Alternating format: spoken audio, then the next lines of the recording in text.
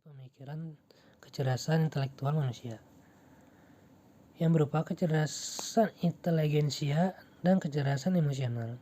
Hasil kreativitas kecerdasan intelektual tersebut mewujudkan hak kebendaan yang berupa immaterial atau benda yang tidak berwujud.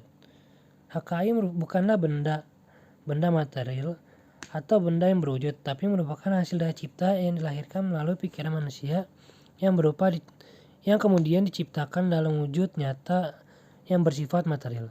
Wujud nyata tersebut dapat dilindungi seperti benda berwujud di mana hak imaterialnya terlindungi.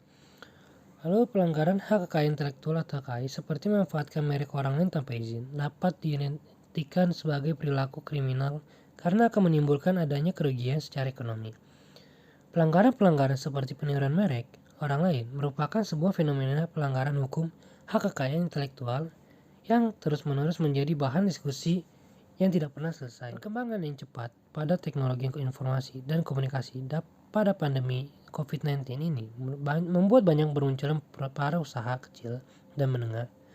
Berbagai merek atau brand yang diciptakan oleh para usaha kecil, menengah atau UKM tersebut tanpa sadar dengan tidak didaftarkannya pada instansi terkait, dalam hal ini Direktorat Jenderal Hak Kekayaan Intelektual atau HKI, membuat perusahaan baru.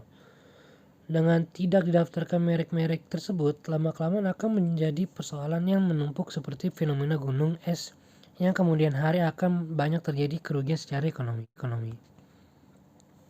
Lalu berdasarkan Undang-Undang Nomor 20 Tahun 2016 mengenai merek dan indikasi geografis, pada era COVID-19 ini, peranan pendaftaran merek di sini sangat penting untuk menjaga persaingan usaha yang sehat, perlindungan konsumen, serta perlindungan usaha mikro kecil dan menengah, serta meningkatkan industri dan perdagangan. Masalahnya, yang pertama itu terdapat kurangnya pengetahuan bagi para pelaku pemilik usaha menengah ke bawah maupun menengah mengenai pendaftaran merek ataupun jasa. Lalu yang kedua itu masih ada banyak pelaku tidak mengetahui pentingnya pendaftaran merek bagi para pelaku usaha.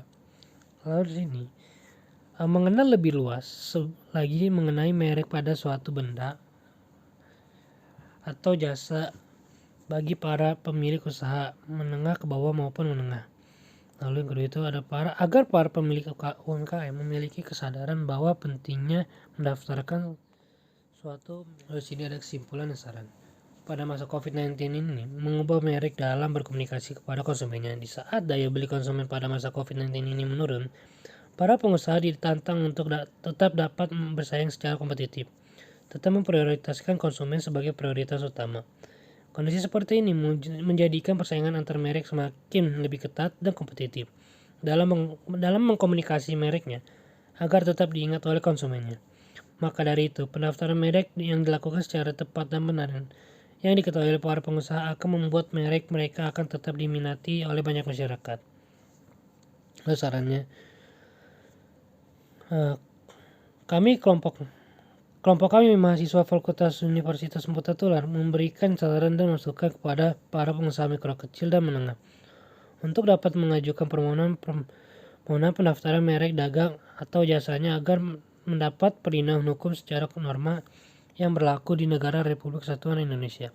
Selanjutnya, secara ekonomi para pengusaha akan terlindungi dari kerugian yang disebabkan oleh adanya penggunaan merek tanpa izin oleh pemilik merek. Lalu berikut lampiran dari dokumentasi kami.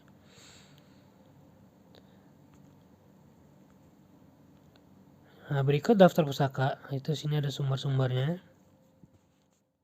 Baik, terima kasih. Selanjutnya akan dilanjutkan oleh kelompok 2.